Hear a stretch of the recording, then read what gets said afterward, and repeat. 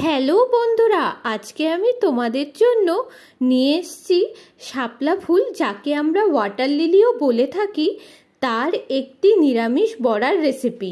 চটজলদি কিভাবে মায়ের হাতের তৈরি শাপলা ফুলের বড়ার রেসিপি করা যায় চলো দেখে নিই। প্রথমে আমাদেরকে শাপলা ফুলের ভেতর থেকে হলুদ অংশটিকে বের করে ফেলে দিতে হবে। তারপরে পেছনে যে সবুজ রঙের পাপড়ি আছে সেগুলোকেও বের করে ফেলে দিতে হবে। দেখো বন্ধুরা, এইভাবে শুধু ফুলের সাদা পাপড়িগুলোকেই আমাদের নিতে হবে। এবারে আমরা একটি পাত্রের মধ্যে বেসন আর চালের গুঁড়ো নিয়ে নিলাম।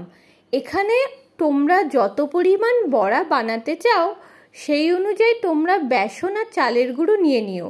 এছাড়া লঙ্কার গুঁড়ো, হলুদ গুঁড়ো, বিট নুন, চাট মশলা, স্বাদ অনুযায়ী নুন, সামান্য একটু চিনি, জোয়ান, এবারে সামান্য একটু খাওয়ার সোডা দিয়ে দিলাম। দিয়ে ভালো করে মিশিয়ে নিয়ে এবার অল্প অল্প করে জল দিয়ে হাতের সাহায্যে ভালো করে মেখে নেব।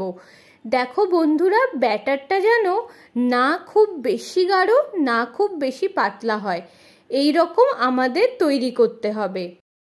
দেখো বন্ধুরা, এই রকম আমাদের ব্যাটার তৈরি করতে হবে। এবারে একটি কড়াইতে একটু বেশি পরিমাণ তেল দিয়ে আমাদেরকে তেলটা গরম করার অপেক্ষা করতে হবে। তেল গরম হলে তারপরে ফুলগুলোকে ব্যাটারে ভালো করে ডুবিয়ে নিয়ে তারপরে আমরা গরম তেলের মধ্যে দিয়ে দেব। এবারে আমরা বড়াগুলোকে ভালো করে ভেজে নেব যাতে সেগুলি মুচমুচে হয়। বন্ধুরা, এই শাপলা ফুল গ্রাম বাংলার নদী পুকুরে বর্ষাকালে হয়ে থাকে। এটি বাজারে খুব কমই পাওয়া যায় শহরাঞ্চলে, তাই যদি তোমরা পাও অবশ্যই করে এই বড়াটি বানিয়ে খেও, খেতে কিন্তু খুবই ভালো হয়।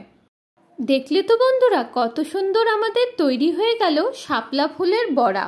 তোমরা অবশ্যই করে বাড়িতে এটিকে ট্রাই করো আর জানিও কেমন লাগলো তোমাদের।